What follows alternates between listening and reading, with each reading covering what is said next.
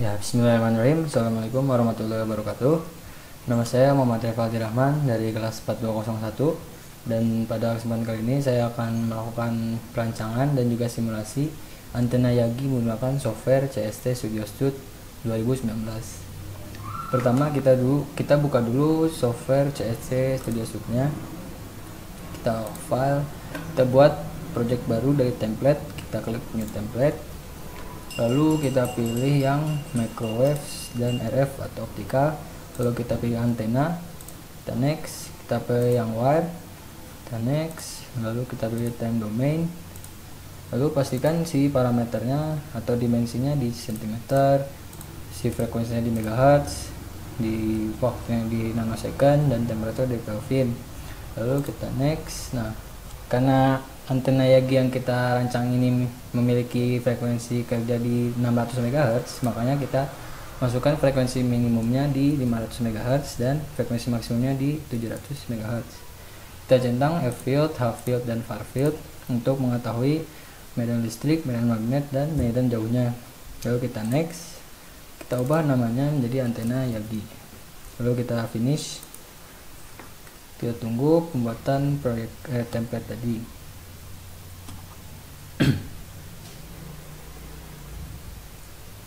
Nah, setelah muncul tampilan seperti ini, kita masukkan parameter yang kita cari atau yang akan kita gunakan sesuai dengan perhitungan kita. Nah, kita masuk ke parameter list. Pertama itu kita masukkan WL atau panjang gelombang.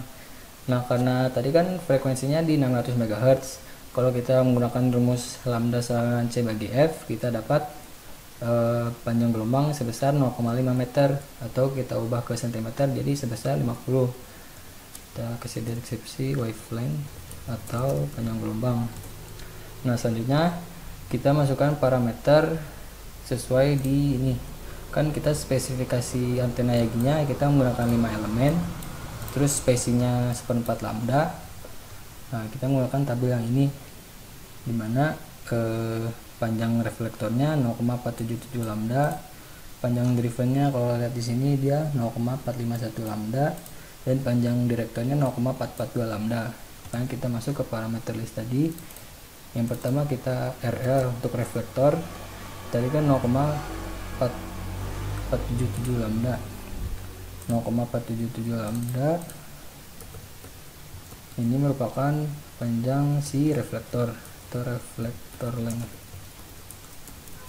Selanjutnya kita masukkan drivennya, dia sebesar 0,451 lambda. Driven length. Selanjutnya kita masukkan yang direktor sebesar 0,442 lambda. Direktor length.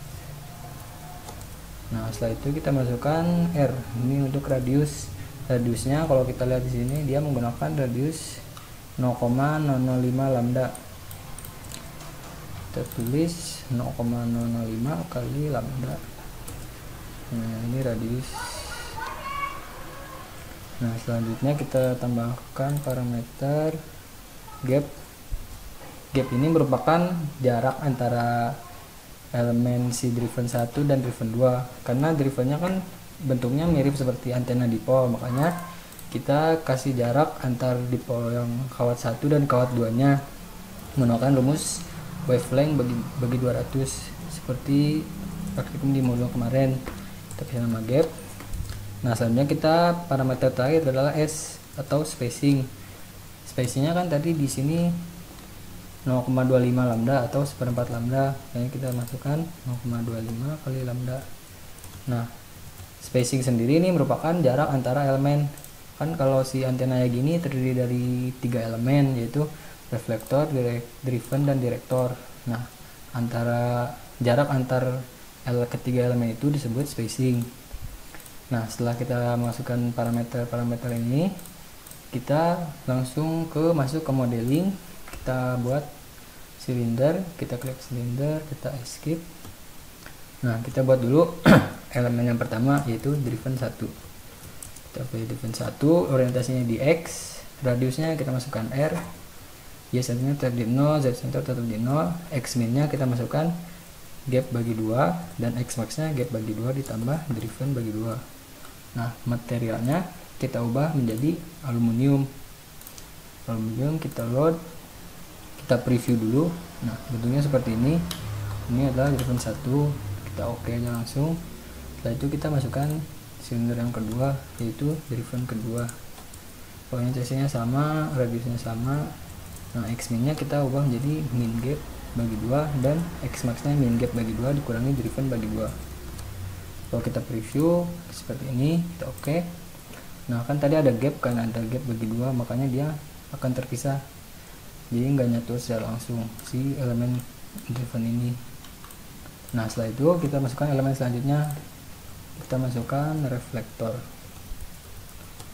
Kita ubah orientasi di X, radiusnya R, Y centernya kan tadi kita punya spacing yaitu jarak antar elemen. Nah, karena si driven ini berada di Y atau koordinat Y nya di 0, makanya kita masukkan si reflektornya sejauh S, sejauh 1/4 lambda dari elemen driven ini. S min nya kita masukkan min RL bagi 2 dan X max nya di RL bagi 2. Kalau kita preview, dia tempatnya ada di atasnya. Nah, seperti ini. Setelah itu kita oke. Kita masukkan elemen yang selanjutnya, yaitu direktor. Nah, tadi kan kita menggunakan 5 elemen si antena ya gini, menggunakan 5 elemen, sedangkan kita sudah punya 2 elemen, yaitu 1 reflektor dan 1 driven. Makanya 3 lagi kita masukkan sebagai direktor. Jadi kita membuat 3 direktor. Kita masukkan dulu direktor 1, kita masukkan di orientasi X, radius di R. Nah, ya centernya kan tadi si reflektor di S, sedangkan si drivennya di 0, makanya si direktornya kita taruh di bawahnya atau di min S. X min nya kita masukkan driven bagi 2, X max nya driven bagi 2. Kalau kita preview, nah dia seperti ini kan. Nah, setelah itu kita oke. Lalu kita tambahkan lagi si direktor yang kedua, direktor 2 sama min X di X di R. Nah, Y centernya kan tadi si direktor 1 itu di min S, makanya kita tambahin lagi jarak sebesar min S juga, jadi kita tambahin aja min S, atau kita juga bisa nulisnya min S dikali 2 agar mudah, kita di min S aja. Nah, X min nya di min D bagi 2 dan D bagi 2. Nah, kalau kita preview dia akan ada di sini kan. Nah, sebenarnya kalau tadi penulisannya di min S kali 2 juga bisa, hasilnya akan sama aja. Nah, tetap di sini, cuman biar gampang di min S aja. Nah, kita oke. Selanjutnya kita masukkan elemen terakhir, yaitu direktor yang ketiga. Orientasi masih sama di X, radiusnya tetap R.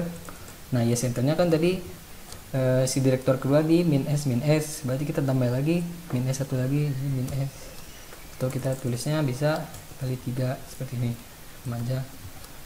Nah, setelah itu X min nya menjadi min D bagi 2 dan X max nya D bagi 2. Kita preview ini, langsung kita oke aja.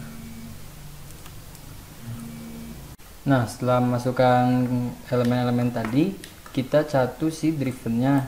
Kan drivennya belum punya port, belum punya discrete port, makanya kita tambahkan dulu portnya di bagian si driven ini. Caranya kita ke simulation, di sini bisa di modeling, kita pick point, pilih yang pick circle center, yang bagian kiri, terus kita pick point yang circle satu lagi yang bagian kanannya, double klik. Setelah itu kita ke simulation dan klik discrete port. Setelah itu kita pastikan si impedansinya 50 ohm, lalu kita oke. Nah, jika udah muncul seperti ini, artinya dia sudah memiliki port, mempunyai discrete port. Nah, setelah memiliki port, baru kita bisa langsung simulasi. Caranya kita klik setup solver. Nah, kita centang yang normalize to fixed impedance di 50 ohm. Kita start simulasinya dan kita tunggu proses simulasinya, karena memakan waktu yang ya relatif cukup lama lah, pengen di skip aja. Nah, setelah proses simulasinya selesai, kita bisa lihat parameternya. Yang pertama kita lihat dulu S parameternya. Caranya kita ke bagian sini, ke bagian 1D results, kita expand, kita cari yang S parameter, kita expand, lalu kita klik yang ini. Nah, ini merupakan grafik hasil return loss dari antena yang sudah kita rancang tadi. Kalau kita klik kanan, kita bisa tambahkan markernya. Nah, di 600 MHz ini return lossnya sebesar min 1,75 dB. Nah, kan sebesar minus 1,7 ini belum memenuhi spesifikasi, minimalnya kan minus 10 dB return loss itu. Makanya kita lakukan optimasi agar di frekuensi kerjanya return lossnya lebih kecil dari minus 10 dB. Caranya kita klik kanan, kita move axis marknya to minimum atau ke titik dimana return lossnya paling rendah. Nah, setelah itu kita buat parameter baru, kita kasih nama OP atau optimasi. Nah, ini rumusnya itu frekuensi dengan nilai atau besar return loss paling rendah, yaitu kalau di sini kan di min 580,8 MHz, makanya kita tulis min 580,8 dibagi frekuensi kerja kita di 600 MHz. Kita kasih nama optimasi. Nah, setelah itu kita ubah si parameter reflektor, driven dan direktornya. Di ekspresinya kita kalikan OP atau parameter optimasi tadi. Nah, kita enter, dia akan muncul seperti ini. Kita delete dulu current resultnya, kita oke aja langsung.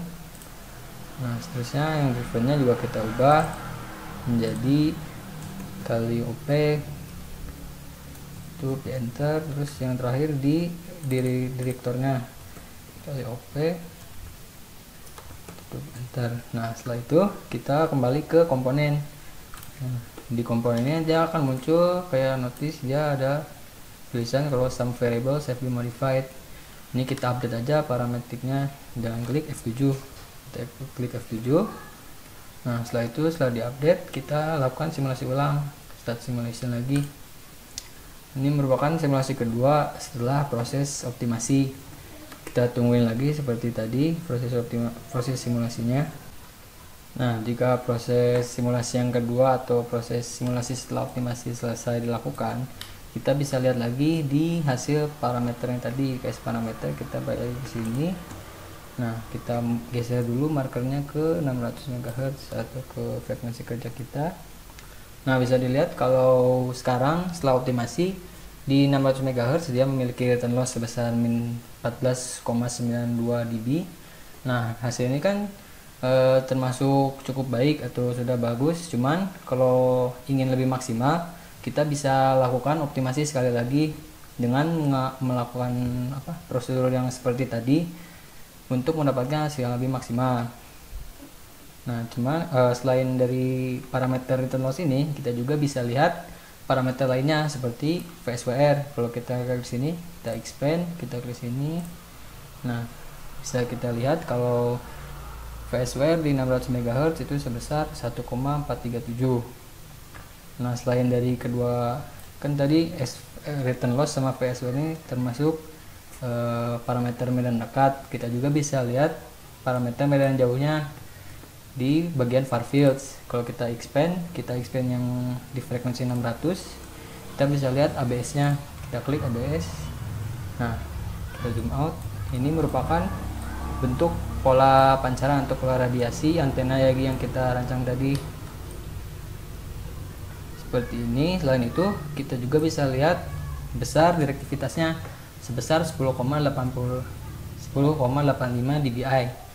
Selain direktivitas, kita juga bisa lihat gainnya di 10,68 dBi dan gain di IEEE sebesar 10,82 dBi. Nah, selain polaradiasi, kita juga bisa lihat polarisasi dari antena Yagi ini. Kalau kita ke axial ratio, lalu kita ubah ke kartesian, nah kita bisa lihat kalau polarisasinya ini berbentuk horizontal atau dia tipenya linear. Nah, dia dengan nilainya 40 karena di software CST ini besar polarisasi maksimum itu ada di 40. Mungkin sekian dari video kali ini. Terima kasih. Assalamualaikum warahmatullahi wabarakatuh.